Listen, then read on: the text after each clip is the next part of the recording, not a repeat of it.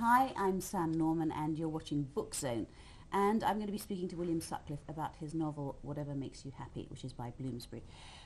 William, give me a synopsis of your novel.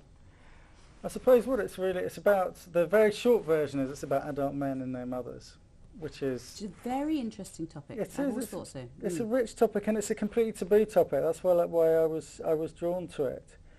I think that for most men, after your wife or partner, your mother probably continues to be the second most important woman in your life. This is a sort of confessional.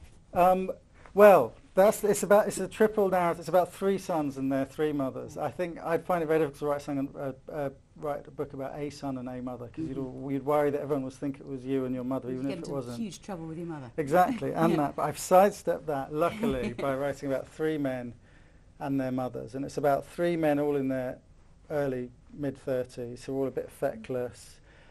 They're not in long-term relationships. There's no child on the way. They haven't quite left their adolescence behind. And they're all from the same suburb of London, where they're brought up. And their mothers are still friends in the suburb. And the thing that kicks the plot off is, it happens to be Mother's Day, and these three women are getting together for a coffee, and they start moaning about their sons, as mothers do, I think. Yep.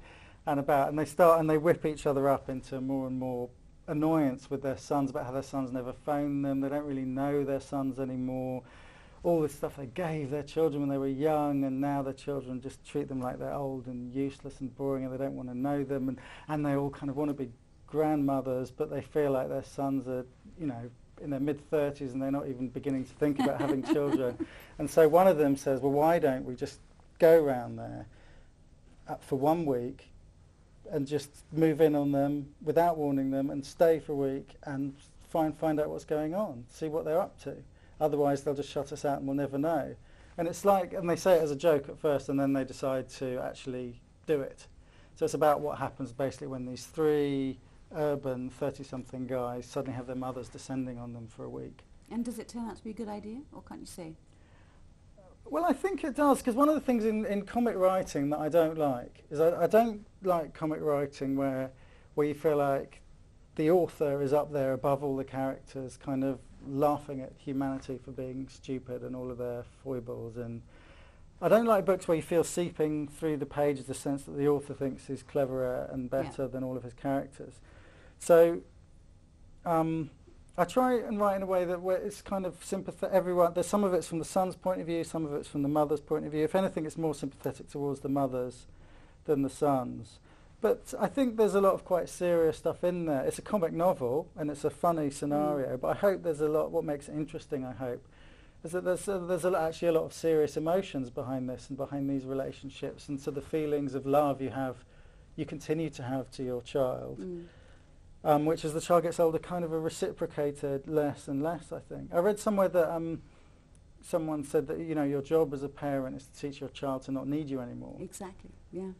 Which is kind of an interesting idea, and it becomes particularly interesting, I think, in the period of life when you need your parents least is when is probably just before, up to the point where you have children, where you're an adult, you're self-sufficient, your parents probably getting a bit old, they seem a bit batty and out of touch.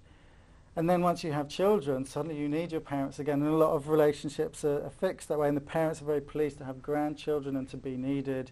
There's a whole other phase that comes after that. Did it get the approval of your mother? Well, interesting. I think it has in the end, actually. I told her what I was writing about. She was a bit nervous, understandably, but I showed her a very early draft, and then as soon as I had a proof of the finished copy, I showed her, and she's fine about it, actually, because there's three sons, three mothers, and none of the mothers is her, really. Right. And even if one of them was her, no one would know which it was. No one would know which. Okay, and it's also been, just briefly, it's also been optioned for film rights, yeah? Yes, that's right. The rights are sold in America to Fox Searchlight, who do, and they've put a good screenwriter on it. He's resetting it in New York, actually. Oh, wonderful! And hopefully making an American movie out of it. But in a way, it's quite nice selling it in America, because if it happens, it's a great thing. But also because it's whatever it is, it's different.